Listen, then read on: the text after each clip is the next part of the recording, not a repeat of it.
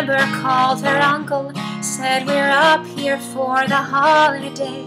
Jane and I were having solstice, now we need a place to stay. And her Christ-loving uncle watched his wife hang Mary on a tree.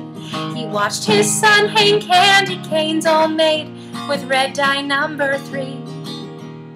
And he told his niece, it's Christmas Eve, I know our life is not your style. She said, Christmas is like solstice, and we miss you, and it's been a while. So the Christians and the pagans sat together at the table, finding faith in a common ground, the best that they were able. And just before the meal was served, hands were held and prayers were said, sending hope for peace on earth to all their gods and goddesses.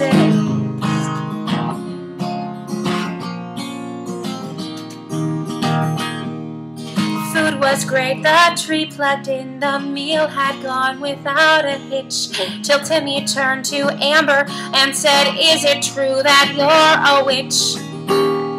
And his mom jumped up and said, the pies are burning, and she hit the kitchen. And it was Jane who spoke, she said, it's true, your cousin's not a Christian. But we love the trees, we love the snow, the friends we have, the world we share. You find magic in your God, and we find magic everywhere. So the Christians and the pagans sat together at the table, finding faith in a common ground, the best that they were able. And where does magic come from? I think magic's in the learning, 'cause now when Christians sit with pagans, only pumpkin pies are burning.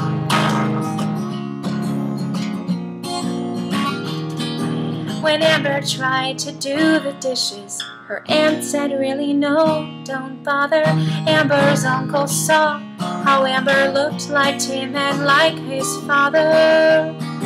He thought about his brother, how they hadn't spoken in a year. He thought he'd call him up and say, it's Christmas and your daughter's here.